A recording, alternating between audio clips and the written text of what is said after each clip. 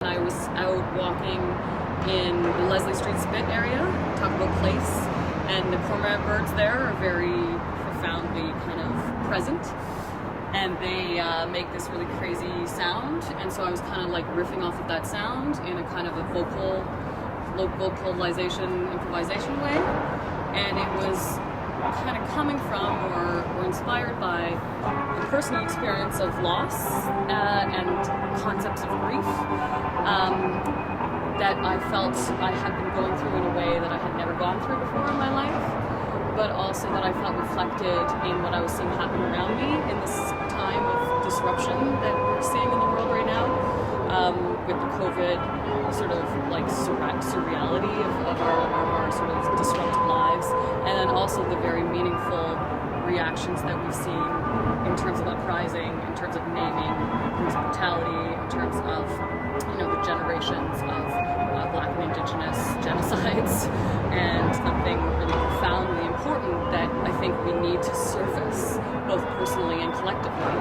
So I think it was playing and responding and thinking about and trying to embrace all of that and look at that and my role in that, and I chose that kind of vocal expression because I think there are a lot of vocalizations of grief in cultures. I know some cultures I think our culture doesn't express grief very well, and I think that's one of the reasons we have the kinds of violence that we have, because we don't grieve and then fix what's wrong with the source of the grieving.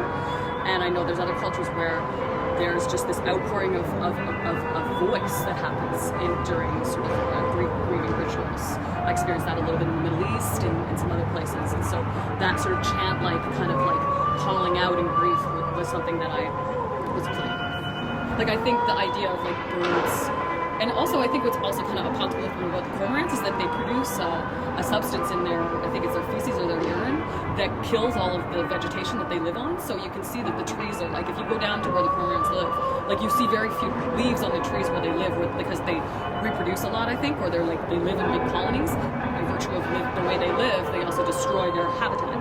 It felt like a dream. Where it felt like a dream, that was induced by someone who's lived long enough and grieved long enough to put someone who hasn't been there yet in that state. Wow.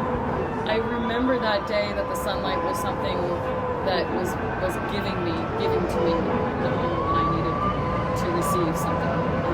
So maybe it's a juxtaposition of the darkness with the light.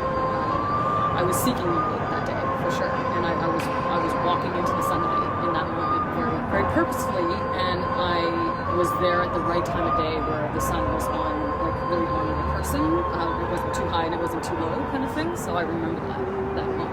That would be important to me to have that moment. Well, the guitar to me was turning it from something that I was just playing with into something more like a song. Not only is it very repetitive,